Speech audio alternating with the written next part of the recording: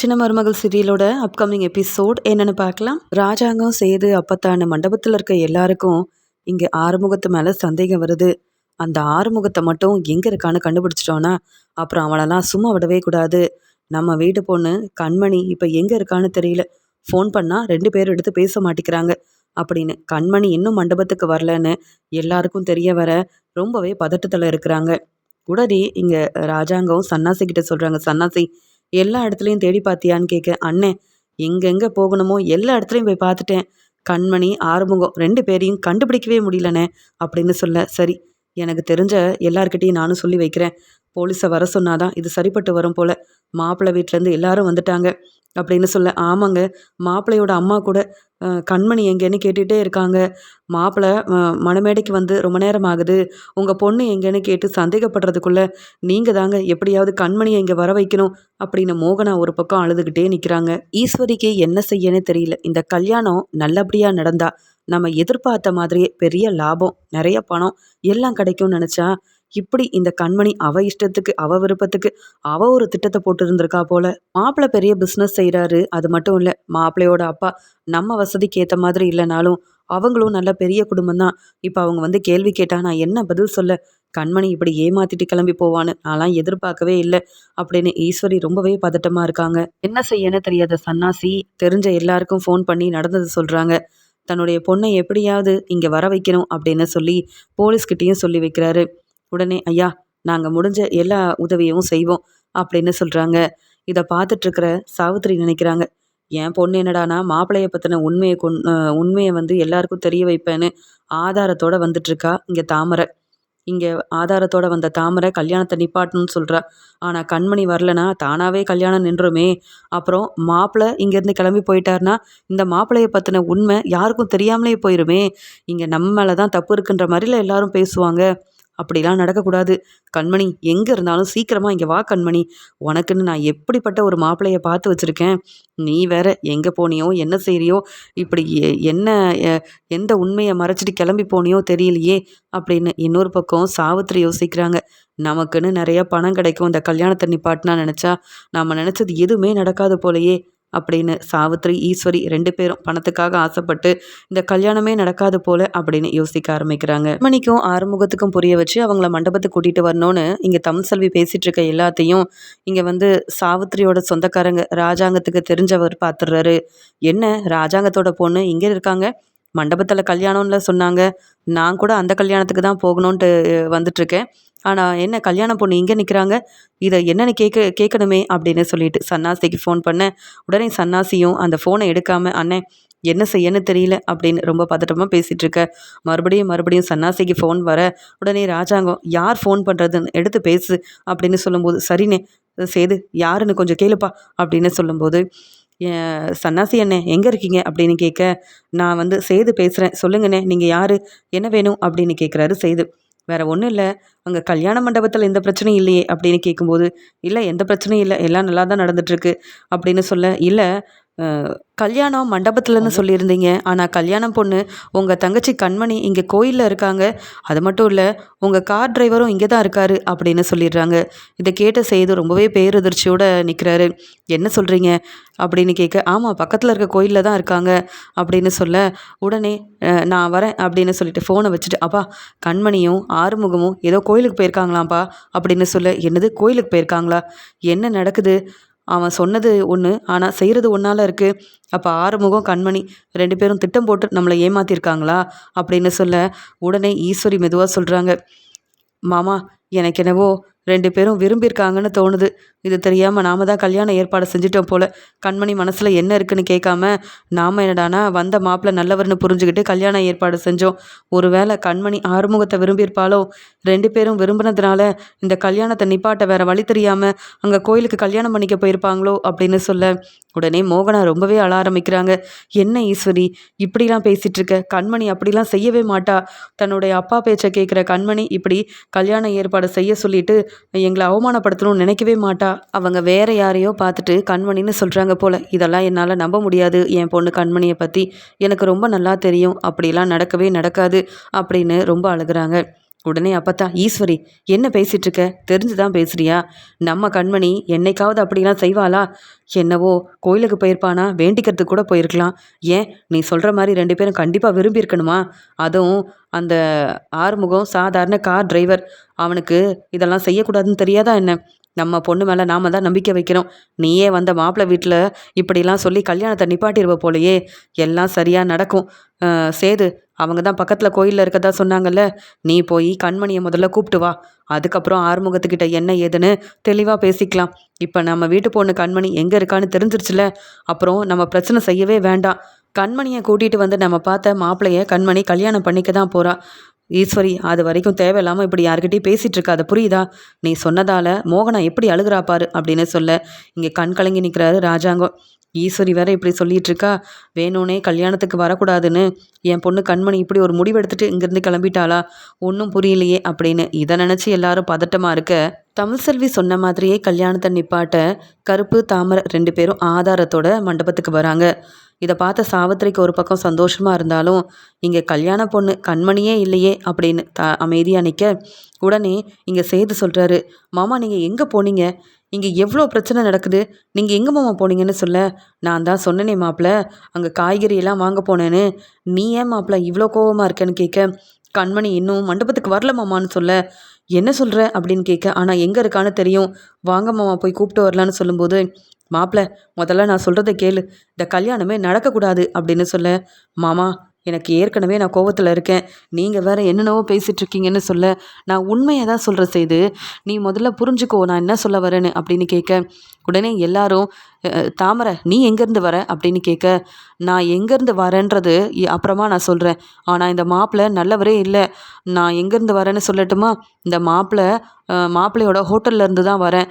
அது மட்டும் இல்லை, நான் அங்கே தங்கி மாப்பிள்ளையோட லட்சணம் என்னன்னு பார்த்துட்டு தான் வரேன். அவர் என்னெல்லாம் செய்கிறாரு தெரியுமா?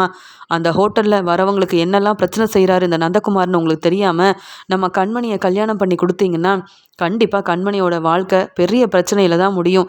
அது மட்டுமா, கண்மணி மூலமாக பணம் சொத்து இதெல்லாம் கிடைக்கணும்னு எல்லாரும் திட்டம் போட்டு ஏமாத்திட்டு இருக்காங்க அப்படின்னு சொன்ன உடனே கண்மணியை தேடி போகணும்னு நினச்ச சேது, என்ன பிரச்சனை இவங்க 2 பேரும் என்னென்னவோ சொல்கிறாங்களேன்னு அதை கேட்டுட்டு அங்கேயே இருக்கிறாரு.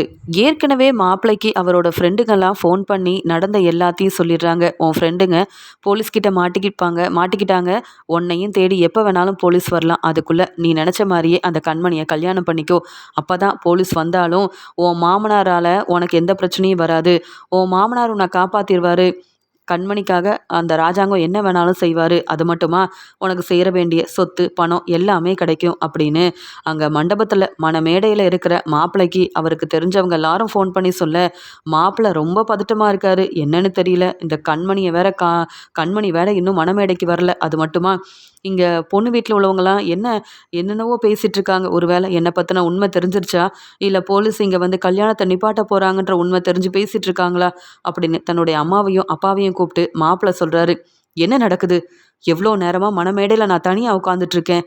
எங்கே அந்த கண்மணி எங்கே வர சொல்கிறீங்களா இல்லையா அப்படின்னு சொல்ல, கண்மணி மேக்கப் பண்ணுறதுக்காக போயிருக்கா, நீ கொஞ்சம் பொறுமையாரு, எதுக்காக இவ்வளோ பதட்டமாக இருக்குன்னு சொல்ல, தன்னுடைய அப்பா கிட்ட சொல்கிறாங்க, என்னை தேடி போலீஸ் வராங்க போல். இப்போ தான் எனக்கே தெரியும், போலீஸ் வந்து இந்த கல்யாணத்தை நிப்பாட்டிட்டாங்கன்னா நாம் நினச்ச மாதிரி பிஸ்னஸில் பெரிய அளவுக்கு வர முடியாது. நமக்குன்னு செய்கிற வேண்டிய சொத்து பணம் இந்த ராஜாங்கத்தால் கிடைக்காது. கண்மணியை நான் கல்யாணம் பண்ணணும். அதுக்கு சீக்கிரமாக வந்து கண்மணி எங்கேன்னு கேட்டு இங்கே கூப்பிட்டு வர சொல்லுங்கள். நான் வந்து கண்மணி கழுத்தில் தாலி கட்டிட்டேன்னா எனக்கு போலீஸால் எந்த பிரச்சனை வந்தாலும் அது எல்லாத்தையும் ராஜாங்கம் பார்த்துப்பாரு. ஏன்னா நான் ராஜாங்க வீட்டு மாப்பிள்ளையாயிட்டேன்னா எல்லாமே போய் தான் என் மாப்பிள்ளை எந்த தப்பும் செய்யலைன்னு எனக்காக ராஜாங்கம் சப்போர்ட் பண்ணி பேசுவார். இல்லைனா என்னை பற்றின உண்மை தெரிஞ்சிருச்சு, நல்ல வேளை இந்த கல்யாணம் நின்றுச்சுன்னு ராஜாங்கம் என்னை வெளுத்து வாங்கி போலீஸில் மாட்டி விட்டுருவாருப்பா. அதனால தான் சொல்கிறேன்னு கேட்க, என்ன நந்தகுமார் இப்படிலாம் பேசுகிற? அப்போ உன் ஃப்ரெண்டுங்க மாட்டிக்கிட்டாங்களா? நம்ம என்னெல்லாம் செய்கிறோன்னு அங்கே போலீஸ்க்கு தெரிய வந்துருச்சா?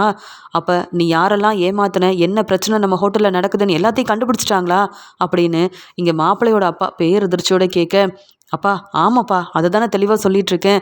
இப்போ இந்த கல்யாணம் நடக்கணும். நம்ம குடும்பத்துக்கும் எனக்கும் எந்த பிரச்சனையும் வரக்கூடாதுன்னா இந்த கண்மணி கழுத்தில் நான் தாலி கட்டியே ஆகணும். எனக்கு பிடிக்குதோ பிடிக்கலையோ இந்த கல்யாணத்தை சீக்கிரமாக செஞ்சு வைங்கப்பா அப்படின்னு மாப்பிள்ளை சொல்கிறாரு. உடனே மாப்பிள்ளையோட அப்பாவும் தன்னுடைய பையன்கிட்ட சொல்கிறாரு, நீ பொறுமையாரு, நான் போய் என்னன்னு பேசிட்டு வரேன். அங்கே பொண்ணு மண்டபத்துக்கு வரலன்ற மாதிரி பேசிகிட்டு இருந்தாங்க. நான் போய் என்னன்னு கேட்குறேன். உன்னை கண்டிப்பாக அங்கே போலீஸ் வந்தாலும் விசாரிக்க கூட நான் விட மாட்டேன். அது மட்டும் இல்லாமல் எந்த பிரச்சனையும் இல்லை, என் பையன் மேலே தப்பு இல்லை, நான் இருக்கேன் உனக்கு சப்போர்ட் பண்ணுறதுக்கு அப்படின்னு சொல்லிட்டு அங்கே மாப்பிள்ளையோட அப்பா ராஜாங்கத்துக்கிட்ட போய் கேட்குறாரு. என்ன நடக்குது சம்மந்தி இங்கே கண்மணி எங்கே? எவ்வளோ நேரமாக இங்கே என் பையன் வந்து மணமேடையில் இருக்கான், நீங்கள் ஏன் உங்கள் பொண்ணை கூட்டிகிட்டு வரல? கல்யாணம் வந்து நடக்கணுமா வேண்டாமா அப்படின்னு சொல்லும்போது சேது சொல்கிறாரு, இருங்க இருங்க, கல்யாணம் நடக்கணுமா வேண்டாமான்னு எங்கள் அப்பா முடிவெடுப்பார்.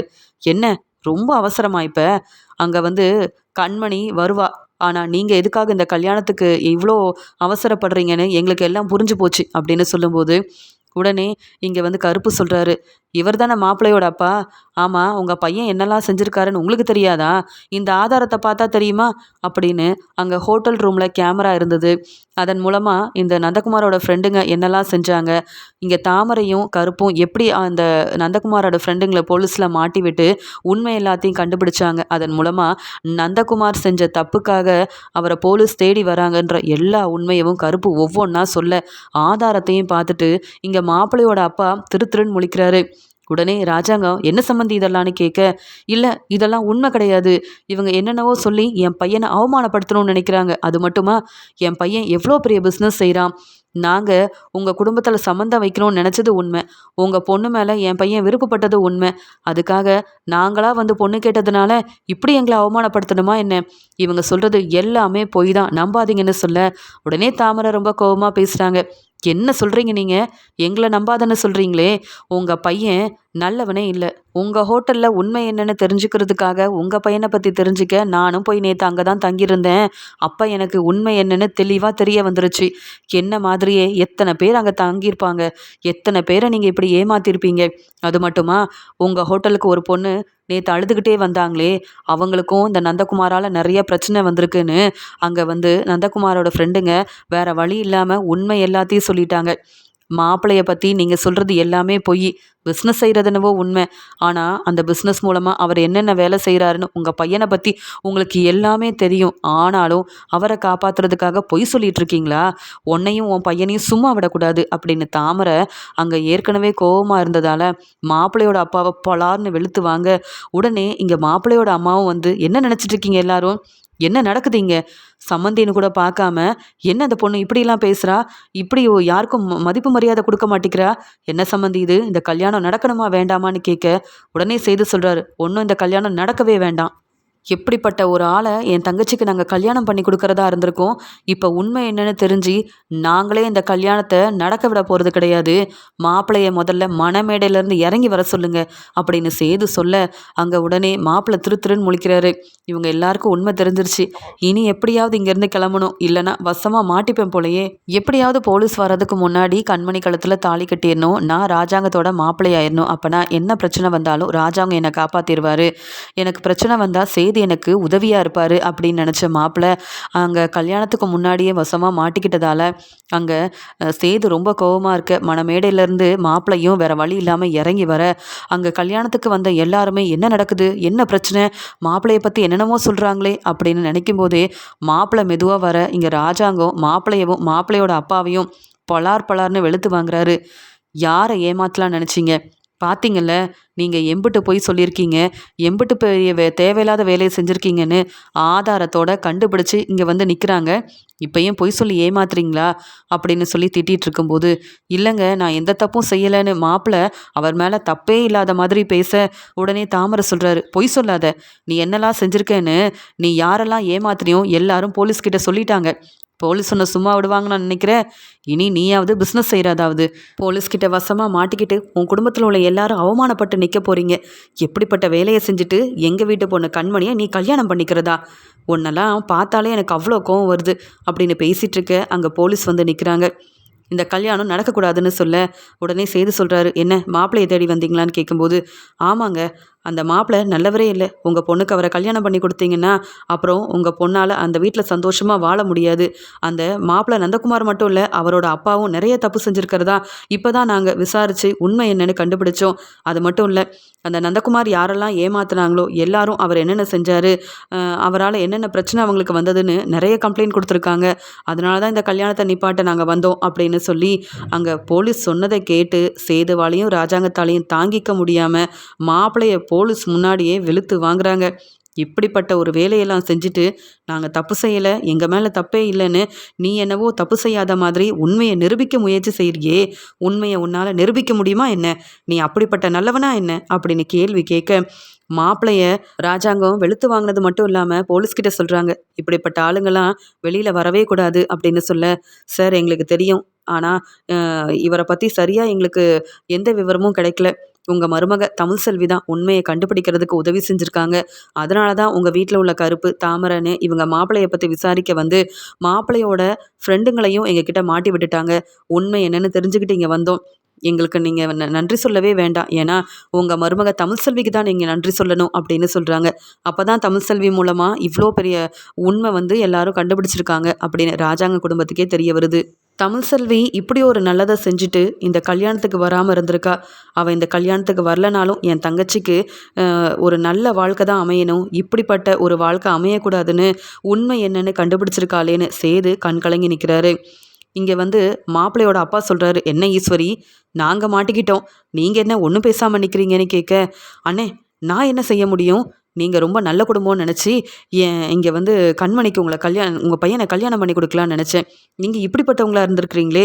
இப்போ தாமரை கருப்பு மட்டும் இல்லை, போலீஸும் வந்து உங்கள் பையனை பற்றி சொன்னதுக்கப்புறமா தான் உங்கள் பையன் லட்சணம் என்னன்னு எனக்கே தெரியுது அப்படின்னு சொல்ல, அப்போ நீங்கள் யார், நீங்கள் எப்படிப்பட்டவங்கன்னு உங்களை பற்றியும் சொல்லிகிட்டே நான் போலீஸ் கூட கிளம்பி போகிறேன்னு சொல்லும்போது உடனே ராஜாங்கம் இங்கே மாப்பிள்ளையோட அப்பாவை பார்த்து கேட்குறாரு, என்ன சொல்ல வரீங்க அப்படின்னு கேட்க, எங்கள் மேலே தப்பு இருக்குன்னு சொல்லி போலீஸில் மாட்டி விடுறீங்கல்ல. ஆமாம், எங்கள் பையன் இப்படிப்பட்டவன் தான், உண்மையை நாங்கள் ஒத்துக்கிறோம். அதே மாதிரி ஈஸ்வரி சொல்லி தான் உங்கள் வீட்டுக்கு நாங்கள் பொண்ணு பார்க்க வந்தோம். சொல்லப்போனால் உங்கள் பொண்ணை என் பையன் முன்னாடி பார்த்ததும் இல்லை, அவன் விரும்பவும் இல்லை. இதான் உண்மை. எங்களை அப்படி பொய் சொல்ல வச்சது இந்த ஈஸ்வரி. அது மட்டுமா, இந்த கல்யாணம் நடந்தால் உங்கள் பையனுக்கு இங்கே ராஜாங்கம் நிறைய சொத்து பணம்னு எல்லாமே தருவார். அதெல்லாம் கண்மணியை உங்கள் பையன் கல்யாணம் பண்ணாதான் கிடைக்கும். அப்படி கல்யாணம் நல்லபடியாக நடந்தால் அதிலிருந்து எங்களுக்கு தர வேண்டிய லாபத்தை நீங்கள் கொடுக்கணும். அப்படி கொடுத்தீங்கன்னா இந்த கல்யாணத்தை நான் முன்னாடி நின்று ரொம்ப நல்லபடியாக நடத்தி வைக்கிறேன் அப்படின்னு சொன்னது மட்டும் இல்லாமல், உனக்கு அந்த கண்மணி மேலே விருப்பமே இல்லைனாலும் கல்யாணம் பண்ணிக்க, அப்புறம் கண்மணி கூட வாழ பிடிக்கலன்னு அவங்க வீட்டுக்கே மறுபடியும் அனுப்பி வச்சுட்டு நீ ஒரு வேற வாழ்க்கையை அமைச்சிக்கன்னு திட்டம் போட்டு கொடுத்தது இந்த ஈஸ்வரி. சொல்ல வேண்டியதெல்லாம் சொல்லி எங்கள் மனசை மாற்றுனது மட்டும் இல்லாமல், இப்போ என்னவோ எங்கள் மேலே மட்டும்தான் தப்பு இருக்குன்னு ஈஸ்வரி இப்படி பேசுகிறத எங்களால் ஏற்றுக்கவே முடியாது. ஏன்னா ஈஸ்வரி உங்கள் குடும்பத்தில் இருந்தாலும் அவங்களுக்கு உங்கள் சொத்து உங்கள் பணம் இதுதான் முக்கியம். அதுக்காக அவங்க என்ன வேணாலும் செய்வாங்க. என்ன ஈஸ்வரி, நான் சொல்கிறது சரிதானே அப்படின்னு சொல்ல ஈஸ்வரி தலை குனிஞ்சு நிற்கிறாங்க. என்ன இந்த மாப்பிள்ளையும் மாப்பிள்ளையோட அப்பாவும் செஞ்ச தப்புக்கு இப்போ என்ன வேற மாட்டி விட்டுட்டு போகிறாங்க அப்படின்னு சொல்ல, போலீஸ் மாப்பிள்ளையை வெளுத்து வாங்கி எங்கேருந்து கூட்டிகிட்டு போகிறாரு. எத்தனை பேரை ஏமாத்திருக்க, இதில் இந்த குடும்பத்தில் உள்ளவங்களும் ஏமாற்றி பணத்துக்காகவும் சொத்துக்காகவும் அந்த கண்மணியை கல்யாணம் பண்ணிக்கணும்னு வந்தல, இனி பாரு உனக்கு என்ன நடக்க போகுதுன்னு அப்படின்னு அவமானப்படுத்தி திட்டி மாப்பிள்ளையை அங்கேருந்து கூட்டிகிட்டு போகிறாங்க. உடனே ரொம்ப கோவமாக இருந்த சேது ஈஸ்வரியை நிற்க வச்சு கேள்வி கேட்குறாங்க, என்ன சித்தி இதெல்லாம், நீங்கள் தான் பிரச்சனைக்கெல்லாம் காரணமாக இருந்திருக்கிறீங்க. மாப்பிள்ளையை பற்றி உங்ககிட்ட எத்தனை முறை வந்து கேட்டிருப்பேன். மாப்பிள்ளை மேலே சந்தேகமாக இருக்குது, உண்மையாகவே மாப்பிள்ளை நல்லவர் தானா, என் தங்கச்சியை நல்லபடியாக பார்த்துப்பாரான்னு கேட்டப்பெல்லாம் ரொம்ப நல்லவர், நீ சந்தேகப்படவே வேண்டாம், கண்மணிக்கு இப்படி ஒரு வரன் கிடைக்க கொடுத்து வச்சுருக்கணும் அப்படின்னு உங்கள் பக்கம் ரொம்ப நியாயம் இருக்கிற மாதிரி பேசுனீங்க.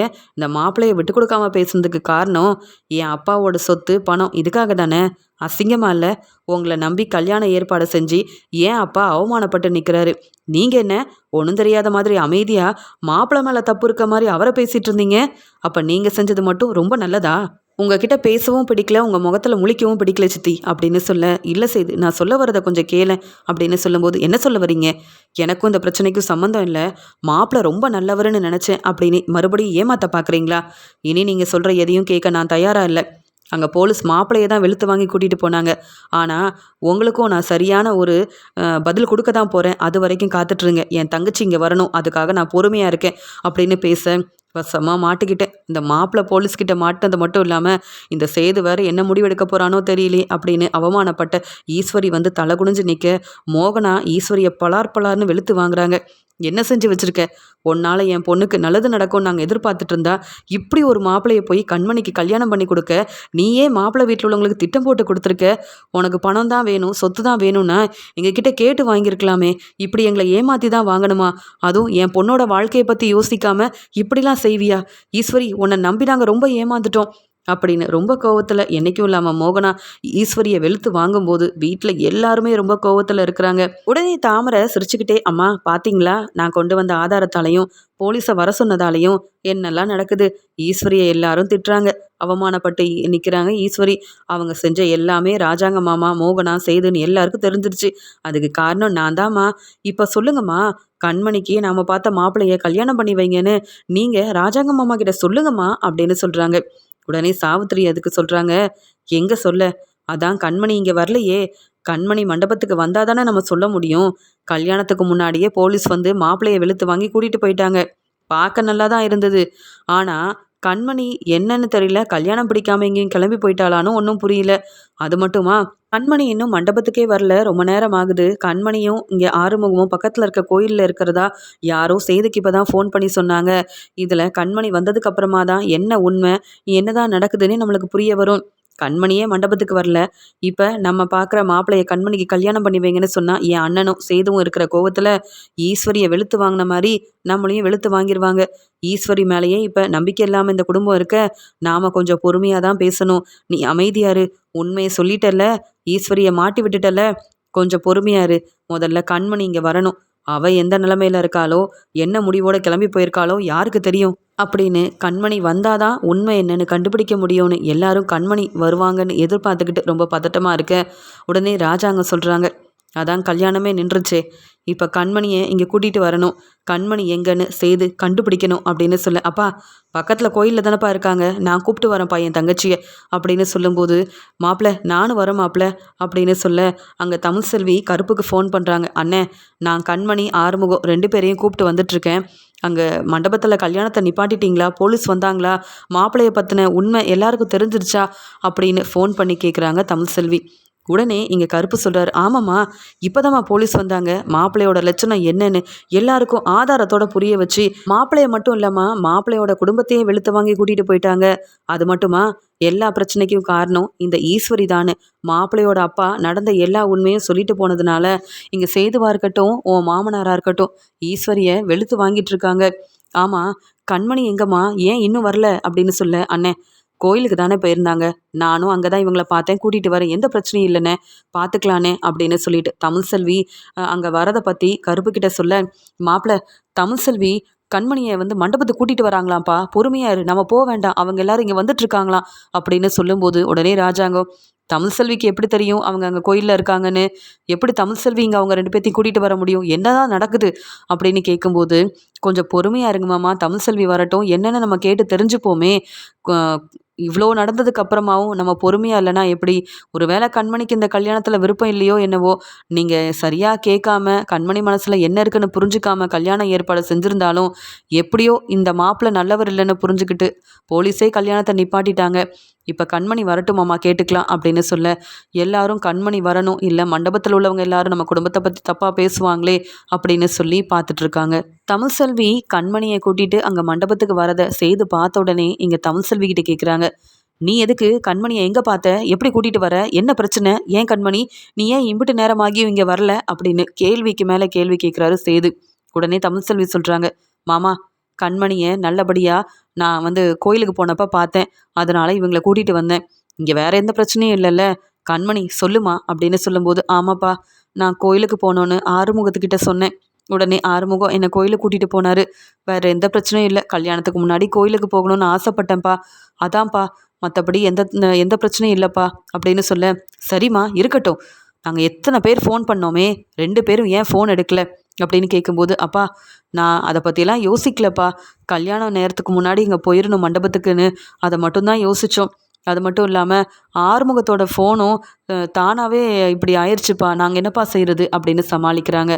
உடனே தமிழ்செல்வி சொல்கிறாங்க, ஆறுமுகம் மேலேயும் தப்பு இல்லை, இங்கே கண்மணி மேலேயும் தப்பு இல்லை, இவங்க 2 பேரும் கோயிலுக்கு தான் போனாங்க, நானும் அங்கே வந்திருந்தேன், அப்போ தான் இவங்களை பார்த்து இங்கே கூட்டிகிட்டு வந்தேன், எந்த தப்பும் இங்கே நடக்கலை, எந்த பிரச்சனையும் இங்கே நடக்கலை அப்படின்னு தெளிவாக சொல்ல. உடனே இங்கே சாவித்திரிக்கு அவ்வளோ சந்தோஷம். அப்போ கண்மணி பக்கத்தில் கோயிலுக்கு தான் போயிருக்கா. நாம தான் என்னென்னவோ யோசனை பண்ணிட்டோம். அப்போ எந்த பிரச்சனையும் இல்லை போல. எங்கள் அண்ணன்கிட்ட இதுதான் சரியான சமயம். நம்ம சொந்தக்காரங்களே நல்லா படித்த பசங்கள்லாம் இருக்காங்க, நல்ல வேலை பார்க்குறாங்க, அவங்களுக்கு கல்யாணம் பண்ணி வைக்கலாம் நம்ம கண்மணியை. இந்த மாப்பிள்ளை இல்லைன்னா ஏன் நம்ம கண்மணியோட திறமைக்கும் கண்மணியோட புத்திசாலித்தனத்துக்கும் நம்மளால் வேற மாப்பிள்ளை பார்க்கவே முடியாதான்னு என் அண்ணனுக்கு ஆறுதலாக பேசுகிற மாதிரி பேசி, நான் இந்த குடும்பத்துக்கு நல்லது செய்கிற மாதிரி நல்ல பேர் வாங்குறது மட்டும் இல்லாமல், தாமரை நீ தானே மாப்பிள்ளைய பற்றின உண்மையை கண்டுபிடிக்க ரொம்ப கஷ்டப்பட்டிருக்க, உன்னை பற்றியும் பேசி நம்ம நல்ல பேரும் வாங்கணும், நமக்கு வர வேண்டிய பணமும் சொத்தும் நமக்கு கிடைக்கணும், அப்படி தானே தாமரைன்னு சொல்ல. ஆமாம்மா, சீக்கிரமாக பேசுங்கம்மா அப்படின்னு சொல்லிட்டு இருக்காங்க இங்கே தாமரை தன்னுடைய அம்மா சாவித்திரி கிட்ட.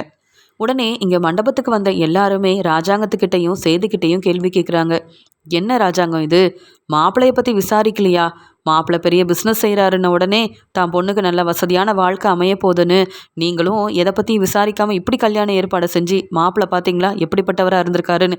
நல்ல வேலை, கண்மணி வாழ்க்கையில் எந்த பிரச்சனையும் வராமல் கண்மணியை காப்பாற்றினது உங்கள் மருமக தமிழ்செல்வி தானு.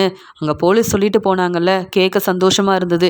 இனியாவது கொஞ்சம் கவனமாக இருங்க அப்படின்னு சொல்ல, ராஜாங்க உடனே தமிழ்செல்வியை மெதுவாக பார்க்கும்போது தமிழ்செல்வி கண்மணிக்கிட்ட சொல்கிறாங்க, நடந்த எதையும் சொல்ல வேண்டாம், கொஞ்சம் பொறுமையாக இருங்க. இப்போ மாப்பிள்ளைய போலீஸ் கூட்டிகிட்டு போயிட்டாங்கல்ல, இப்போ நீ இருக்கிற பிரச்சனையை சொல்லி இங்கே ஆறுமுகத்தை தான் கல்யாணம் பண்ணிக்க போகிறேன்னு சொன்னால் உங்கள் அப்பாவால் அதை தாங்கிக்கவே முடியாது. அதனால் பொறுமையாக இரு கண்மணின்னு சொல்ல, அண்ணி இதுதான் சரியான சமயம். இப்போ நான் ஆறுமுகத்தை தான் கல்யாணம் பண்ணிப்பேன்னு சொல்லலைன்னா வேறு ஏதாவது மாப்பிள்ளையை பார்ப்பாங்க, அதன் மூலமாக ஒரு பிரச்சனை வரும். நான் ஆறுமுகத்தை தான் விரும்புகிறேன், அவரை தான் கல்யாணம் பண்ணிக்கணும்னு நினைக்கிறேன். நீங்களே பேசுங்களேன் அப்பா கிட்ட, இங்கேயே எனக்கும் ஆறுமுகத்துக்கும் கல்யாணம் நடக்கட்டும் அண்ணி, எனக்காக பேசுங்க அண்ணி. உங்கள் பேச்சை கேட்டு நான் அங்கே கல்யாணம் பண்ணிக்க வேண்டான்னு என் அப்பா முன்னாடி நிற்கிறேன்ல, அப்புறம் நீங்கள் எதுக்கு உண்மையை சொல்ல மாட்டேங்கிறீங்க அண்ணி அப்படின்னு கண்மணி இங்கே தமிழ்செல்வி கிட்ட கேட்டுட்ருக்க. தமிழ்செல்விக்கு எப்படி ஆறுமுகமும் கண்மணியும் விரும்புகிறாங்கன்றத எல்லார்கிட்டையும் சொல்லி புரிய வைக்கணும் தெரியாமல் யோசிக்க, உடனே சேது சொல்கிறாங்க, அதான் எங்கள் குடும்பத்துக்கு நல்லது செய்யணும்னு மாப்பிள்ளைய பற்றின உண்மையை கண்டுபிடிச்சிட்டல, இனி இங்கே உனக்கு என்ன வேலை அப்படின்னு தமிழ்செல்வி கிட்ட கேட்க, உடனே கண்மணி சொல்கிறாங்க, அண்ணன் என்ன பேசுகிற, அண்ணி இங்கே வரக்கூடாதுன்னு நீ எப்படி சொல்லலாம், இது என்னோட கல்யாணம். அது மட்டுமா, கல்யாணம் நின்று இருந்தாலும் என்னை இங்கே கூப்பிட்டு வந்தது தமிழ்செல்வி அண்ணி தானே, இப்படிலாம் பேசாதண்ணே. மாப்பிள்ளைய பற்றி நீங்கள் எல்லாரும் விசாரிக்கல, மாப்பிள்ளைய பற்றி புரிஞ்சிக்காம நானும் அந்த மாப்பிள்ளைய கல்யாணம் பண்ணியிருந்தா என் நிலமை என்ன இருக்கும். அண்ணி எவ்வளோ பெரிய உதவி செஞ்சு என்னை காப்பாற்றிருக்காங்க, நீ என்னடானா இங்கே உங்களுக்கு என்ன வேலைன்னு அண்ணி இங்கேருந்து கிளம்ப சொல்கிறியா? சேதண்ணே, நீ கூட என் வாழ்க்கையை பற்றி யோசிக்கல, மாப்பிள்ளைய பற்றி விசாரிக்கல. ஆனால் தமிழ்செல்வி அண்ணி இப்போ மாசமாக இருக்காங்க, காலேஜில் போய் படிக்கிறாங்க, அதெல்லாம் கூட முக்கியம் இல்லைன்னு என் வாழ்க்கைக்காக எவ்வளோ பெரிய உண்மையை கண்டுபிடிச்சி உதவி செஞ்சுருக்காங்க.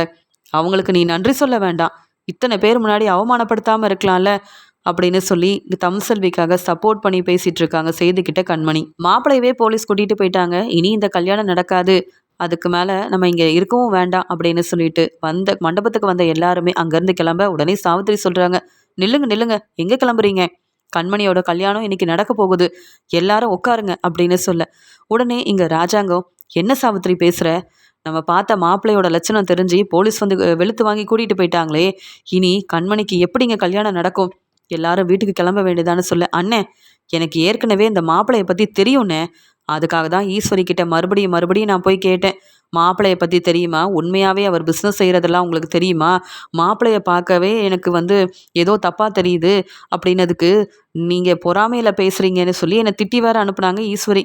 அதனால் நம்ம சொந்தத்திலேயே ஒரு குடும்பத்தை வர வச்சுருக்கேனே, எனக்கு தெரிஞ்சவங்க தான், அந்த மாப்பிள்ளை நல்லா படிச்சிருக்காரு, சொத்துக்கோ பணத்துக்கோ அவர் ஆசைப்படுற ஆள் இல்லைண்ணே, கண்மணியை நல்லா வச்சு பார்த்துக்கக்கூடிய எல்லா வசதியும் அவங்கக்கிட்ட இருக்குது. இப்படி மாப்பிள்ளை கிடைக்க நீ கொடுத்து வச்சுருக்கணுன்னே, மற்றவங்கள நம்பி ஏமாந்து போய் இருக்கிறியே, இத்தனை பேர் முன்னாடி கண்மணியோட கல்யாணம் நின்றுச்சுன்னு வெளியில் போய் சொன்னால் யாராவது மறுபடியும் கண்மணியை பொண்ணு கேட்டு வருவாங்களா? அதுக்கு தான் நானாக யோசித்து இப்படிலாம் நடக்கும்னு தெரிஞ்சுக்கிட்டே தான் நான் மாப்பிள்ளையை வர வச்சுருக்கேன். நீ பாரு, பேசு, உனக்கு பிடிச்சிருந்தா இதே இடத்துல இப்போவே கண்மணிக்கு கல்யாணம் செஞ்சு வைக்கலாம்ல, நீ எதுக்கு நான் தலை குனிஞ்சு நிற்கணும், என் அண்ணன் யார் முன்னாடியும் தலை குனிஞ்சு அவமானப்பட்டு நிற்கக்கூடாதுன்னு உன் தங்கச்சி உன் மேலே உள்ள உரிமையில் நான் மாப்பிள்ளை வீட்டில் உள்ளவங்கள உரிமையோடு இங்கே வர சொல்லிட்டேன். இப்போ என்ன உனக்கு பிடிக்காது, என்கிட்ட நீ பேசக்கூடாதுன்னு நினைக்கிறேன், ஆனால் கண்மணி வாழ்க்கை மேலே எனக்கு ரொம்ப அக்கறை இருக்குது. அண்ணே நான் சொல்கிறத கேளு, இப்போவே இந்த மணமேடையிலேயே நம்ம கண்மணிக்கு கல்யாணம் செய்யலாமேனே அப்படின்னு சொல்லிட்டு இங்கே வந்து தாமரையும் சாவித்திரியும் அவங்க அங்கே வர சொன்ன அந்த மாப்பிள்ளை வீட்டில் உள்ளவங்கள வர வச்சு, சேது நீ பேசுப்பா, அந்த பையன்கிட்ட பேசு, உனக்கு கண்டிப்பாக பையனை பிடிக்கும் அப்படின்னு சொல்லும்போது எல்லாருமே கொஞ்சம் யோசிக்கிறாங்க. உடனே மோகனா சொல்கிறாங்க, எங்கே சாவித்திரி சொல்கிறதும் சரியாக தானேங்க இருக்குது. இங்கேருந்து இப்போ கண்மணியை வீட்டுக்கு கூட்டிகிட்டு போயிட்டாலும் ஏற்கனவே நம்ம மாப்பிள்ளை கிடைக்காம எவ்வளோ கஷ்டப்பட்டோம். இப்போ சாவித்திரி மூலமாக ஒரு வரன் வந்திருக்குன்னா நம்ம ஏங்க வேண்டான்னு சொல்லணும். இப்போவே இங்கே நம்ம கண்மணிக்கு கல்யாணத்தை செஞ்சு வச்சுருவோங்க. நாம் ஈஸ்வரி மூலமாக பார்த்த மாப்பிள்ளை தான் நம்மளை ஏமாற்றிட்டாரு. ஆனால் எல்லாரும் அப்படி இருக்க மாட்டாங்கல்ல, நம்பி இந்த கல்யாணத்தை செஞ்சு வைப்போம் அப்படின்னு சொல்கிறாங்க. உடனே அப்பத்தாவும், ஆமாம் ராஜாங்கோ, சாவித்திரி மேலே உனக்கு கோவம் இருக்கலாம், ஆனால் நம்ம குடும்பத்து மேலே உன் தங்கச்சி சாவித்திரிக்கும் அக்கறை இருக்கும் இல்லையா, எப்படியாவது இந்த கல்யாணத்தை நீ செஞ்சு வைக்கணும் ராஜாங்கம். என்னால் இதெல்லாம் நடக்கிறத பார்த்துட்டு தாங்கிக்க முடியல. கண்மணிக்கு கல்யாணம் நடக்கும்னு ஆசாசையாக வந்தேன், இப்படிலாம் நடந்துருச்சு. மறுபடியும் கண்மணி கல்யாணம் பண்ணிக்கிட்டு சந்தோஷமாக வாழ்கிறத நான் எப்போ பார்க்க. அதனால் இப்போவே சாவித்திரி சொன்ன இந்த மாப்பிள்ளைக்கு கண்மணியை கல்யாணம் பண்ணிடுவோம், கல்யாணம் பண்ணி வச்சுருவோம். அப்புறம் நிம்மதியாக இருக்கும்ல. இல்லை வீட்டுக்கு போனாலும் என்னால் இதெல்லாம் தாங்கிக்க முடியாது. யோசிச்சு யோசிச்சு எனக்கு என்ன வேணாலும் நடந்துரும் ராஜாங்கம் அப்படின்னு அப்பத்தா அழுகிறாங்க. உடனே ராஜாங்கமும் மாப்பிள்ளையோட அப்பா கிட்டையும் மாப்பிள்ளையோட அம்மா கிட்ட என்ன ஏதுன்னு விசாரிக்கிறாங்க. உடனே சேது மாப்பிள்ளை கிட்ட பேச ஆரம்பிக்கிறாரு.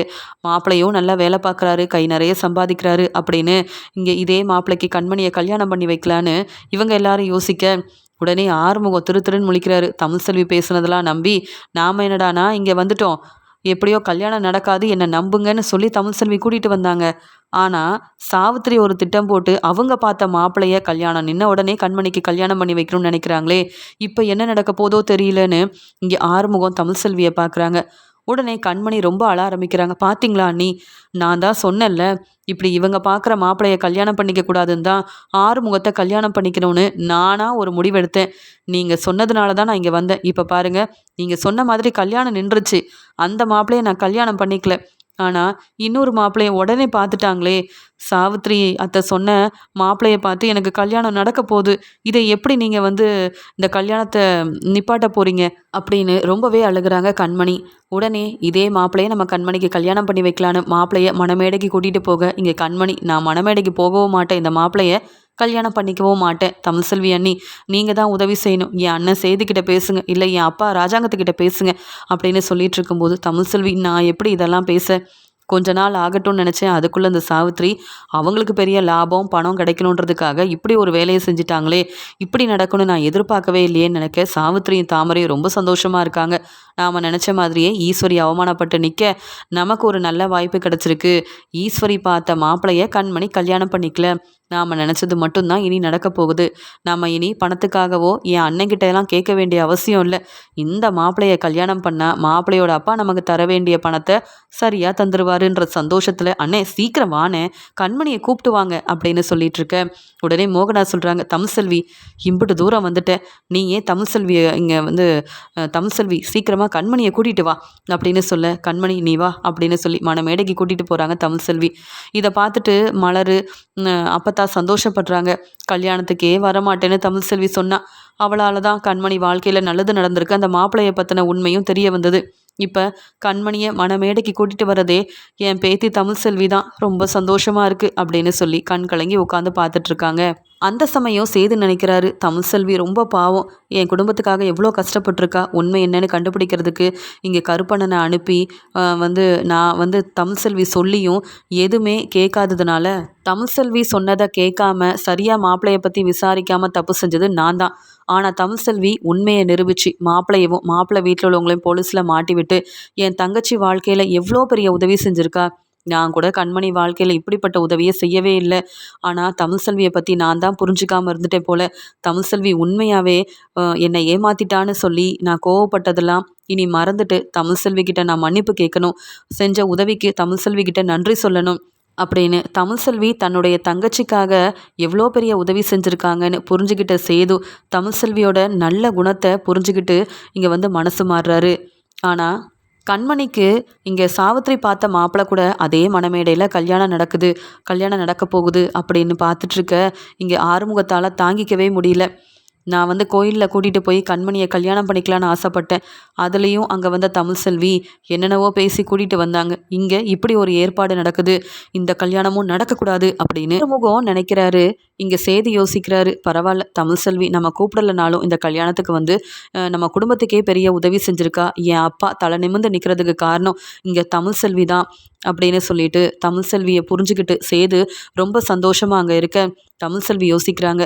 உடனே ஆறுமுகமும் இந்த கண்மணியும் விரும்புகிற உண்மையை எல்லாருக்கிட்டேயும் சொல்லணும். இல்லைனா பிடிக்காத வாழ்க்கையை கண்மணி எப்படி சந்தோஷமாக வாழ்வா அப்படின்னு என்ன முடிவெடுக்கன்னு தெரியாத தமிழ்செல்வி யோசிக்க, அந்த சமயம் சீக்கிரமாக வந்து மாப்பிள்ளையை தாலி கட்ட சொல்லுங்கன்னு சொல்ல, உடனே இங்கே கண்மணி சொல்கிறாங்க, வேண்டாம் எனக்கு இந்த கல்யாணமே வேண்டாம் அப்பா, சொல்லுங்கப்பா. சாவித்திரியத்தை நீங்கள் பார்த்த இந்த மாப்பிள்ளையை நான் கல்யாணம் பண்ணிக்கவே மாட்டேன். ஏன்னா நான் விரும்புகிறது இந்த ஆறுமுகத்தை தான். அவரை தான் கல்யாணம் பண்ணிக்கணும்னு ஆசைப்பட்டு ஆறுமுகத்தை கூட்டிகிட்டு பக்கத்தில் இருக்க கோயிலில் போய் கல்யாணம் பண்ணிக்கலான்னு போனப்போ அங்கே வந்த தமிழ்செல்வி அண்ணி என்கிட்ட நம்ம குடும்பத்தை பற்றி பேசி இந்த கல்யாணத்தை நான் நடத்தி வைக்கிறேன், இப்போ நீ மண்டபத்துக்கு வா, உன்னை எல்லாரும் தேடிட்டு இருப்பாங்கன்னு சொல்லி கூட்டிகிட்டு வந்தாங்க. இங்கே பார்த்தா வேற ஒரு மாப்பிள்ளையை பார்த்து கல்யாணம் பண்ணி வைக்கிறீங்க. இந்த கல்யாணம் நடக்கக்கூடாது. நான் ஆறுமுகத்தை தான் விரும்புகிறேன், அவரை தான் கல்யாணம் பண்ணிக்க விருப்பப்படுறேன் அப்படின்னு எல்லாரும் முன்னாடியும் கோவமாக இருந்த கண்மணி வேற வழி இல்லாமல் மறுபடியும் நமக்குன்னு வேற மாப்பிள்ளையெல்லாம் பார்க்குறாங்க. இதுக்கு மேலேயும் பொறுமையாக அமைதியாக இருந்தா அப்புறம் இந்த மாப்பிள்ளையை கல்யாணம் பண்ணிக்கிட்டு இவர் என்னை ஏமாத்திட்டாருனா என்ன செய்ய அப்படின்னு நினச்சி உடனே ஆறுமுகத்தை தான் நான் விரும்புகிறேன், அவரை தான் கல்யாணம் பண்ணிப்பேன்னு தன்னுடைய முடிவில் உறுதியாக இருக்கிற கண்மணியால் இதெல்லாம் கேட்ட சேது மட்டும் இல்லாமல் இங்கே சன்னாசி சொந்தக்காரங்கன்னு எல்லாரும் ஆறுமுகத்தை வெளுத்து வாங்குறாங்க. தமிழ்செல்வி என்ன செய்யன்னு தெரியாமல் கண்மணிக்காக பேசவும் முடியாமல் அங்கே என்ன செய்யன்னு நிற்க வசமாக மாட்டிக்கிட்ட ஆறுமுகத்தை கண்மணி இப்படி சொன்னதால் எல்லாரும் வெளுத்து வாங்குறாங்க. என் பொண்ணு கண்மணியோட மனசில் என்ன இருக்குன்னு புரிஞ்சுக்காம அதை தெரிஞ்சுக்காம நானாக ஒரு கல்யாண ஏற்பாடை செய்ய இங்கே நான் இப்படி அவமானப்பட்டு நிற்கிறேன். கண்மணி அவளுக்காக இப்படி ஒரு முடிவெடுப்பான்னு நான் எதிர்பார்க்கவே இல்லை அப்படின்னு யோசித்த ராஜாங்கம் இந்த பிரச்சனை எல்லாத்துக்குமே காரணம் ஈஸ்வரி தான் அப்படின்னு ஈஸ்வரியை பலார்னு வெளுத்து வாங்கி ஈஸ்வரி மேலே ரொம்பவே கோவத்தில் இருக்காங்க. ஆனால் ராஜாங்கத்தால் கண்மணி இப்படி சொன்னதை கேட்டு தாங்கிக்க முடியல. கண்மணிக்காக இப்போ என்ன முடிவெடுக்கணும் தெரியல அப்படின்னு வந்த எல்லாரும் முன்னாடியும் கண்மணி கிட்ட பதில் பேச முடியாமல் ராஜாங்கம் தலை குனிஞ்சு நிற்கிறாரு.